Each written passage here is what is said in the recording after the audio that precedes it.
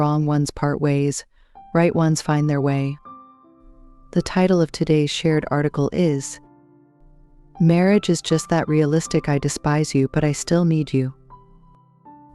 Let's dive in together. Nowadays, more and more men are growing dissatisfied with their wives. It's not hard to find many examples of this. If you listen to them talk about their wives' various shortcomings, many people might feel sympathy and want to rescue them from their misery. However, clear-headed individuals will ask themselves one question: if he despises his wife so much and is so unhappy, why doesn't he divorce her to free himself? The answer often is because of the children. You might instinctively agree, yes, children are very important, but have you ever seen a real marriage where one partner constantly praises the other?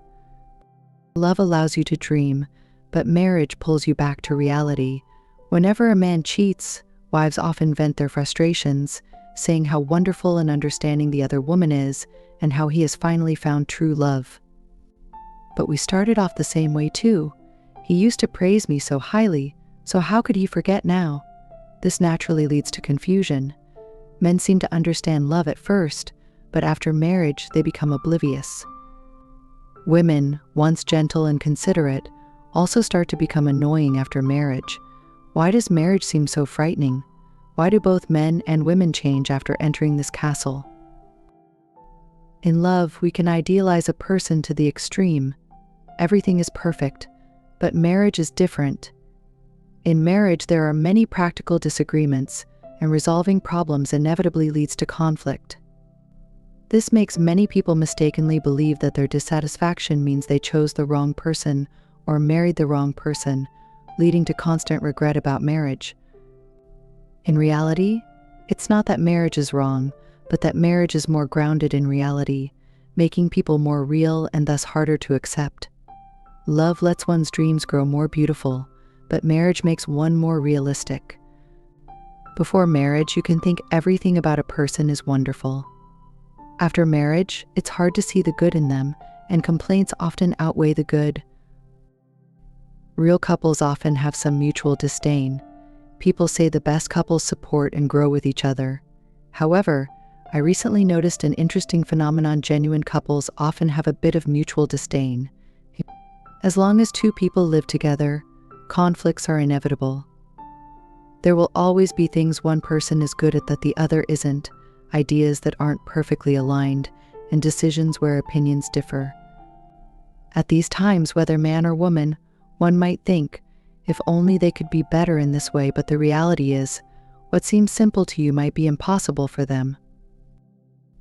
Romain Rolland said, "There is only one heroism in the world: to see the world as it is, and to love it." Perhaps every good marriage practices this kind of heroism, recognizing the person you disdain or who disdains you and still being able to comfortably stay together. A good marriage doesn't lead to losing oneself because of disdain. Men love roses but marry buns.